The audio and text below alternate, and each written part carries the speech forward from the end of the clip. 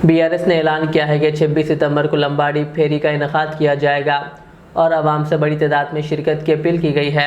साबिक़ वज़ीर निरंजन रेड्डी ने जायज़ा इजलास में शिरकत करते हुए कहा कि केसीआर दौरे हुकूमत ने लंबाड़ियों के लिए पुडू ज़मीनों के पट्टे, कल्याण लक्ष्मी किसान भरोसा, किसान बीमा और कर्ज माफ़ी जैसे स्कीमें नाफिज की। उन्होंने इल्ज़ाम लगाया कि रेवंत रेड्डी हुकूमत के ज़रिए लंबाड़ियों को एसटी फहरिस्त से निकालने की कोशिश हो रही है, जो नाइंसाफ़ी है।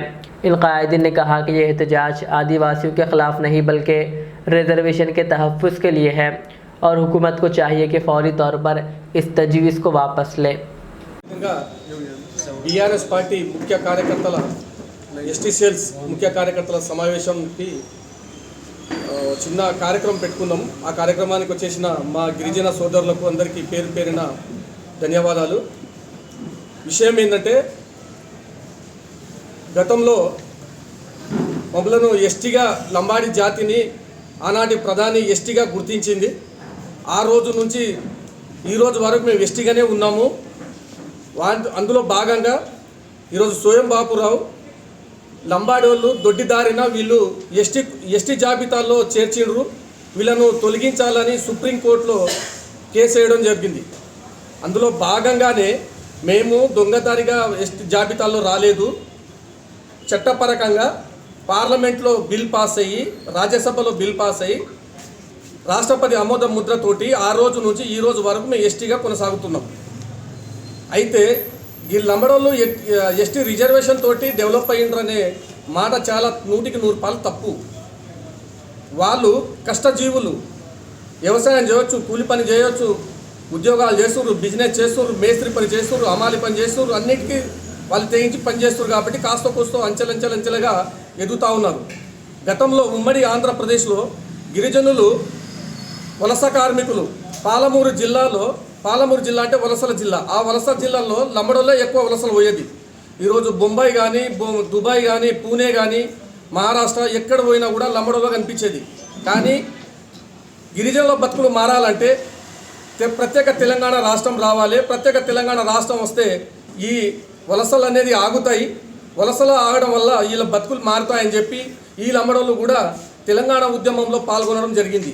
తెలంగాణ రాష్ట్రం కోసం లంబడోళ్ళు కూడా ప్రాణం వాళ్ళు లెక్క చేయకుండా ఉద్యమాల్లో పనిచేసారు। అలాంటి పరిస్థితుల్లో ఈరోజు ప్రత్యేక తెలంగాణ రాష్ట్రం తెచ్చుకోవడం జరిగింది। అంచెలంచెలుగా వాళ్ళు పనిచేసుకుంటూ ఈరోజు అక్కడక్కడ కొందరు మాత్రమే ఉద్యోగపరంగా కావచ్చు, రాజకీయంగా కావచ్చు కొంచెం ముందుకు వస్తున్నారు। ఈరోజు మంత్రి అంటుంది, సీతక్క అంటుంది, లంబడోళ్ళు హెలికాప్టర్ అంత స్పీడ్లో దూసుకుపోతుండ్రు, మేము ఎద్దుల బండి యొక్క నడిచినట్టు మేము నడుస్తున్నాం, వాళ్ళని మేము అందలేకపోతున్నామంటే మిమ్మల్ని ఎవరన్నా కాళ్ళు కట్టి మూలకు వాడేసిండ్రా? మీరు అడవిలో ఉంటే ఈరోజు జనరేషన్లో ఈరోజున్న పరిస్థితుల్లో మేము అడవిలో ఉంటాం, ఆ ఆకులు తెంపుకుంటాం, ఆ తేనె జోపుకుంటూ ఉంటాం, మా పిల్లలకు మేము చదువుకొనియాము, మేము కూర్చున్నతోనే మాకు రావాలంటే ఎవరు మీకు తెచ్చి పెట్టరు? లంబడోళ్ళకైనా తెచ్చిపెట్టినరా? ఊరికి కొన్ని కిలోమీటర్ దూరంలో ఈరోజు తాండాలో ఉన్న ప్రజలు బతుకుతుండ్రు, వాళ్ళు ఎట్లా డెవలప్ అవుతుండ్రు అంటే కష్టపడుతుండ్రు వాళ్ళు। ఈ గవర్నమెంట్ రిజర్వేషన్లోనే ఒక 10% రిజర్వేషన్ ఇవ్వచ్చు, 10% రిజర్వేషన్లో లంబడోళ్ళే బతుకుతుండ్రా? కాదు, కష్టపడుతుండ్రు। గవర్నమెంట్ నుంచి వచ్చే ప్రతి ఫలాలు వాళ్ళు సద్వినియోగం చేసుకుంటుండ్రు, కష్టపడుతుండ్రు, అంచెలంచెలుగా ముందుకు వస్తుండ్రు తప్ప మీరు ఏదో అనుకున్నట్టు చేయడం కరెక్ట్ కాదు। మేము కాంగ్రెస్ పార్టీ వాళ్ళని సూటిగా ప్రశ్నిస్తున్నాం। ఈరోజు తెల్లం వెంకట్రావు కావచ్చు, స్వయం బాపురావు కావచ్చు, వీళ్ళు కేసు వేసి కానీ మనం ఏమనుకోవట్లేదు, ఈ కేసును కాంగ్రెస్ ప్రభుత్వమే ఏపించింది। వాళ్ళని ముందుండి వెనక సీతక్క ఉండి నడిపిస్తుండే ఒక ప్రభుత్వాన్ని నడిపించే ఒక సీతక్క ఉద్యమాన్ని ఎక్కడ ఆపొద్దు, ప్రాణాలైనా తెగించవచ్చు, కానీ మనం ఉద్యమాన్ని ఆపొద్దని ఎట్లా చెప్తుంది? అంటే దీని అర్థం ఉద్యమం ఆపొద్దని సీతక్క ఒక మంత్రి, గవర్నమెంట్ నడిపే మంత్రి చెప్తుందంటే ఆ మంత్రి వెనకాల ఎవరున్నారు? రేవంత్ రెడ్డి ఉన్నాడు, రేవంత్ రెడ్డి వెనకాల ఎవరున్నారు? పార్టీ ఉంది। దీంట్లో శ్రీమతి ఇందిరాగాంధీ లంబడోళ్ళను ఎస్టీలో చేర్పించినప్పుడు అంటే ఆనాడు ఒరిజినల్ కాంగ్రెస్ వాళ్ళు ఏమో ఈ లంబడోళ్ళను వీళ్ళకు తావు చూపాలి, వీళ్ళకు కాంగ్రెస్ పార్టీ ఆ రోజు గుర్తించి ఎస్టీగా గుర్తించింది। ఆనాడు ఇందిరాగాంధీ మమ్మల్ని ఎస్టీగా గుర్తించినప్పుడు ఇప్పుడున్న డూప్లికేట్ కాంగ్రెస్ వాళ్ళేమో అన్నాడు ఒరిజినల్ కాంగ్రెస్ వాళ్ళు ఎవరు మమ్మల్ని వ్యతిరేకిస్తలేరు, డూప్లికేట్ పార్టీ ఈరోజు ఈ గవర్నమెంట్ ఈడ, రేపు ఇంకో గవర్నమెంట్ అంటే ఆడ, ఆ గవర్నమెంట్ అంటే మా కులాల మధ్యలో చిచ్చు పెట్టి వాళ్ళు రాజకీయానికి వాళ్ళు లబ్ధి పొందుతున్నారు తప్ప అంత ఈజీగా కాదు।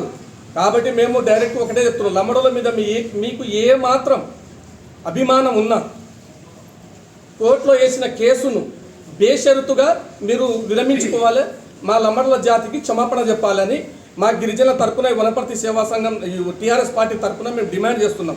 అందులో భాగంగానే ఈరోజు ఇంతమంది మేము ఎందుకు సమావేశం అయినామంటే, రేపు 26 తారీఖు నాడు వనపర్తి టీఆర్ఎస్ పార్టీ ఆధ్వర్యంలో, టీఆర్ఎస్ పార్టీ ఎస్టీ సెల్ ఆధ్వర్యంలో మేము మీటింగ్ తలపెట్టినాం సార్, మీరు మాకు సహకరించండి అని చెప్పి వనపర్తి నియోజకవర్గ టీఆర్ఎస్ పార్టీ ఇన్ఛార్జి అండ్ మాజీ మంత్రులు నిరంజన్ రెడ్డి గారిని మేము కోరడం జరిగింది. అందులో భాగంగానే నిరంజన్ రెడ్డి సార్ కూడా నేను వస్తాను, మీకు సహకరిస్తాను, మీరు పెట్టే మీటింగ్కు నేను తప్పకుండా ముఖ్య అతిథి వస్తానని చెప్పి మాట చేయడం జరిగింది. అందులో భాగంగానే మేము వనపర్తి నియోజకవర్గంలో గిరిజనులు పెద్ద మొత్తంలో రావాలని కోరుతూ ఈ తీర్మానాన్ని మేము ఆ రోజు గవర్నమెంట్ను ఏ విధంగా గవర్నమెంట్పై ఒత్తిడి తీసుకురావాలని రాష్ట్రంలో అలజడి సృష్టిస్తున్నటువంటి కాంగ్రెస్ పార్టీ, కులాల మధ్యలో చిచ్చు పెడుతున్నటువంటి కాంగ్రెస్ పార్టీని ఈరోజు మనం చూస్తూ ఉన్నాం.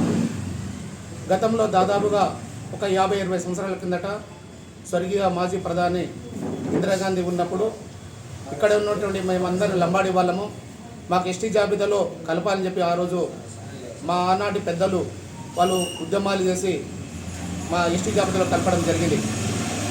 అవన్నీ కూడా చట్టరీత్యంగా జరిగినప్పటికీ కూడా మేము ఆ రోజు కాంగ్రెస్ పార్టీ అధికారం ఉన్నప్పుడు కూడా ఆనాడు ఇందిరాగాంధీ కూడా మా పేద వర్గానికి ముందుకు తీసుకుపోవాలని ప్రయత్నం చేసినప్పటికీ కూడా అన్ని రకాల ఆదుకోకపోయినప్పటికీ కూడా ఆర్థికంగా విద్యాపరంగా అంతా వెనుకబడ్డా కూడా మేము చాలా వెనుకబడ్డాం. అయినా తెలంగాణ రాష్ట్రం వచ్చిన తర్వాత మేము తెలంగాణ రాష్ట్రం రాకముందు కూడా మా తాండలో మా రాజ్యం కావాలి అని చెప్పి ఉద్యమం లంబాడి హక్కుల పోరాట సమితి ద్వారా మేమందరం కూడా పోరాటం చేసిన తర్వాత కూడా ఆనాడు ఉన్నటువంటి కాంగ్రెస్ పార్టీ రాజశేఖర్ ముఖ్యమంత్రి ఉన్నప్పుడు కూడా మా గ్రామ పంచాయతీ ఏర్పాటు చేయలే.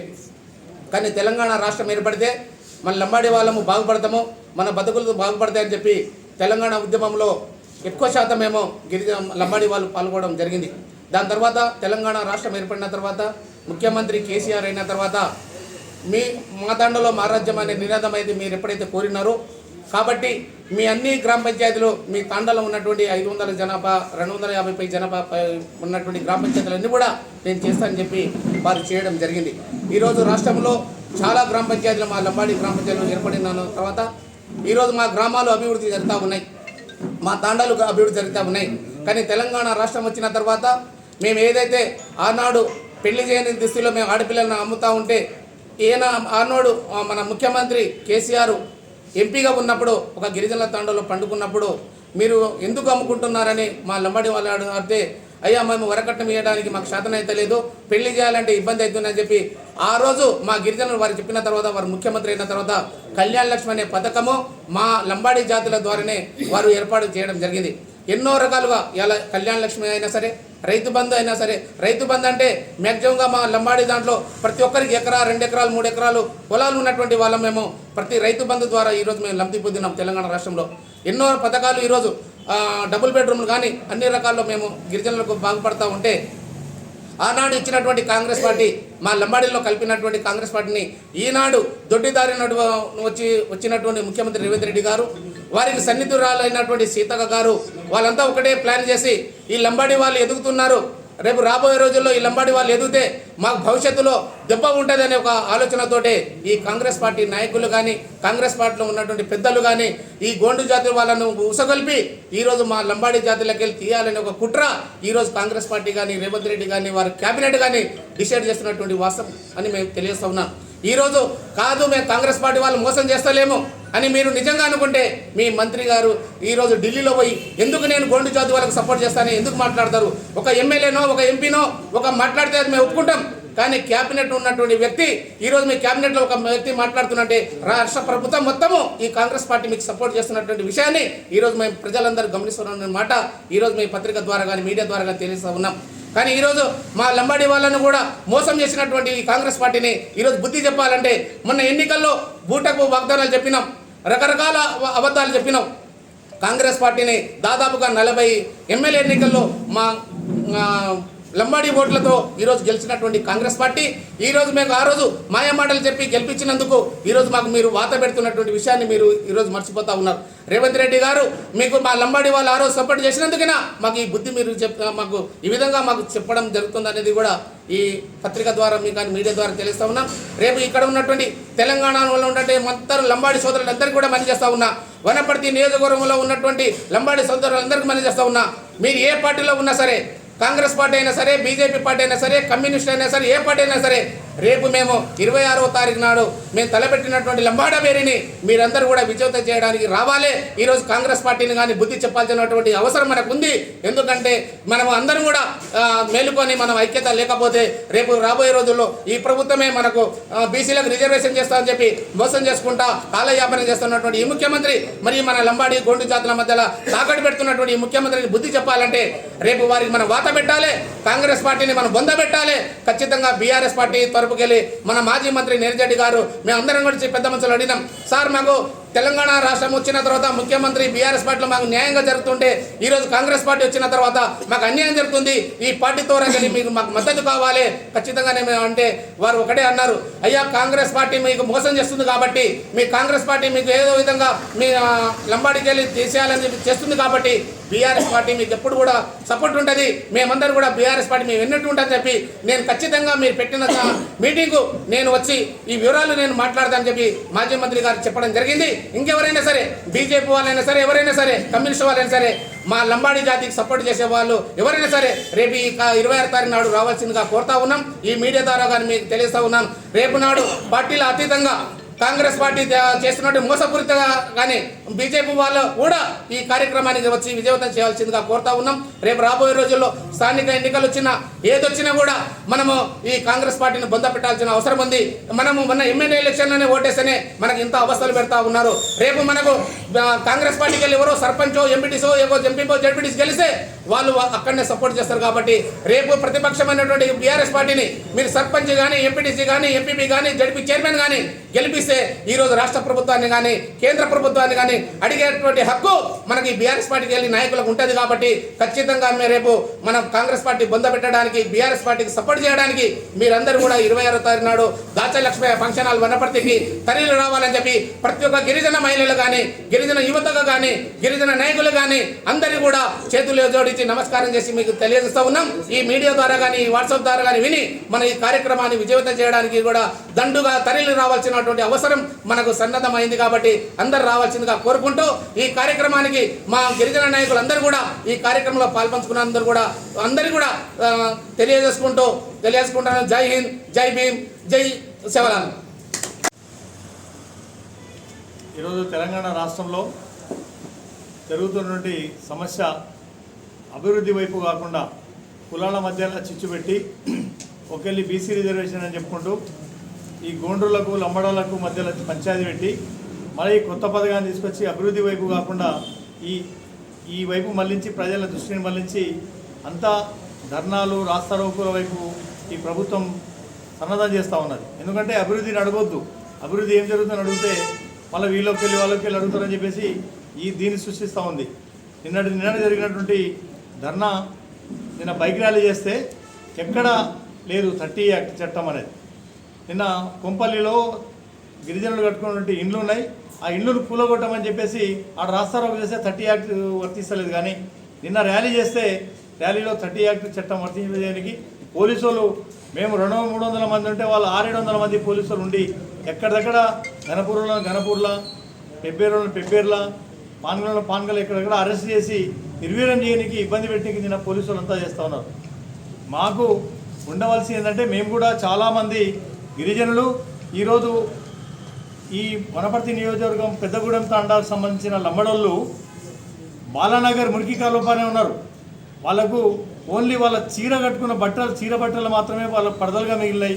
ఆ పరిస్థితి చూడాల్సిన అవసరం ఈ రాష్ట్ర ప్రభుత్వంలో ఉన్నటువంటి సీతక్క గారికి ఉన్నది. లంబడోళ్ళు బాగా డెవలప్ అయిపోయినరు, అభివృద్ధి జరిగిపోయినరు అని చెప్పేది కాదు. ఇప్పటికి కూడా నల్గొండ జిల్లాలో కానీ, షాద్నగర్ జిల్లాలో కానీ ఆడపిల్లల్ని అమ్ముకున్నటువంటి చరిత్ర ఈ లంబడోళ్ళకు ఇప్పటికీ నడుస్తూ ఉంది.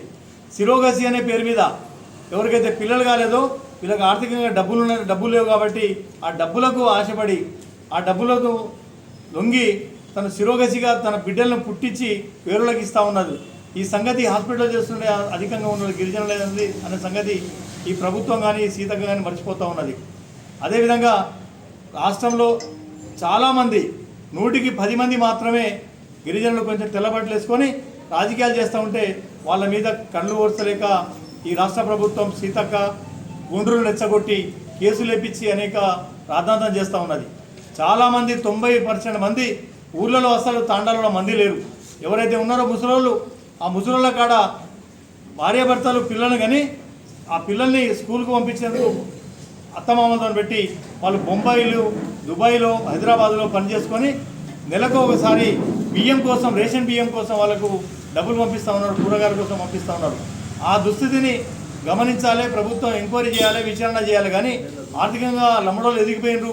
మేము ఎడ్ల బండి లేకున్నాం, వాళ్ళేమో విమానం లేకున్నారు. మేము విమానం లేక అసలు లేనేలేము. మా జనాభాలో మేము 70% ఉంటే మీరు 30% ఉన్నారు. మీరు 30% ఉన్నారు కాబట్టి మీరు ఎక్కడ కనిపిస్తలేరు. మా వాళ్ళు మాదాపూర్ హైటెక్ సిటీ ఉన్నా, ఎల్బీ నగర్, మురికి కాలువలైనా మా వాళ్ళే ఉంటారు. ఆటో నడిపేటోళ్ళు మా వాళ్ళే, పల్లి బండి నడిపేటోళ్ళు మా వాళ్ళే, మొక్కజొన్నలు అమ్మేటోళ్ళు మా వాళ్ళే, ఏం చేసినా మా వాళ్ళే ఉంటారు. మా వాళ్ళు కష్టపడి అభివృద్ధి కాదు వాళ్ళంతకు వాళ్ళు డెవలప్ చేసే కూటికి లేకుండా ఆడపిల్లలను అమ్ముకునే పరిస్థితిలో మేము ఇంకా ఆ కోమ నుంచి బయటికి రాలేదు.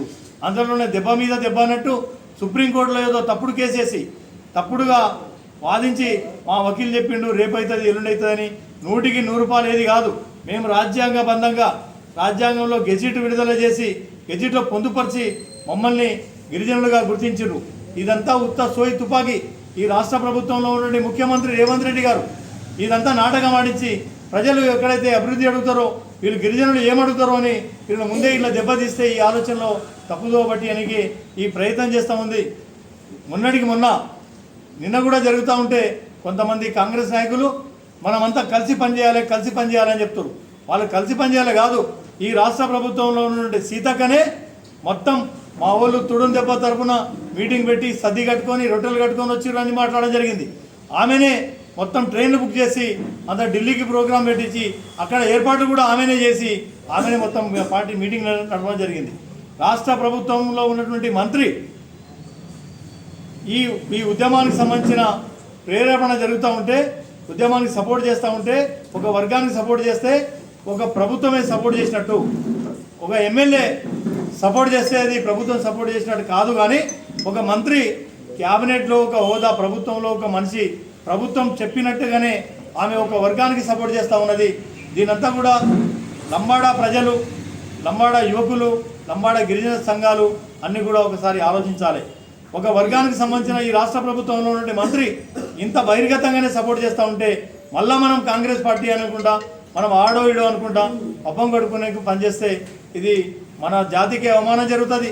మన వాళ్ళు ఆ రోజు గోసి పెట్టుకొని వాళ్ళకి చదువు రాకున్నా కానీ, వాళ్ళు చదువు లేకున్నా కానీ ఆ రోజులో ఉన్నటువంటి ఏ పార్టీకి ఓటేస్తే మా బిడ్డలకు రేపు ఫ్యూచర్కు న్యాయం జరుగుతుందని వాళ్ళు ఆ రోజులో కమ్యూనిస్టు ఉద్యమాలకు సపోర్ట్ చేసిండు. కానీ మన ఈ తరం చదువుకున్నప్పటికీ కూడా ఆలోచన లేకుండా, సోయి లేకుండా మన పిల్లలకు ఏమిచ్చిపోతున్నామనే ఆలోచన చేయాలి. అందరూ కూడా తన భావితరాల కోసం, తన బిడ్డల కోసం ఆలోచించి దురదృష్టితోన మనం సమైక్యంగా సంఘటితమై ఈ రాష్ట్ర ప్రభుత్వం మీద, ఈ గోండ్రుల మీద, గోండ్రులకు అవసరమైతే వాళ్ళకు ఏబిసిడి వర్గీకరణ చేసి వాళ్ళకు అత్యధికం కావాలి, వాళ్ళకు ఏజెన్సీ ప్రాంతాల్లో స్కూళ్ళు కావాలి, డెవలప్మెంట్ జరగాలని కోరుకోవాలి. కానీ వీళ్ళని దీని నుంచి రిజర్వేషన్ తీసేయాలని చెప్పడం చాలా దుర్మార్గం ఉంది. దీన్ని రాష్ట్ర ప్రభుత్వం సపోర్ట్ చేయడం చాలా దుర్మార్గం ఉంది. కాబట్టి లంబాడా బిడ్డలందరూ కూడా ఏకతాటికిపై నిలిచి మనం ఉద్యమానికి కార్యాచరణ రూపుదాల్చి రేపు 26 నాడు జరిగే దాస్యలక్ష్మి ఫంక్షన్ హాల్లో మీటింగ్కు అందరూ గిరిజన బిడ్డలు, లంబాడా బిడ్డలు అందరూ హాజరు కావాలని కోరుతున్నాను. జై భీమ్, జై తెలంగాణ.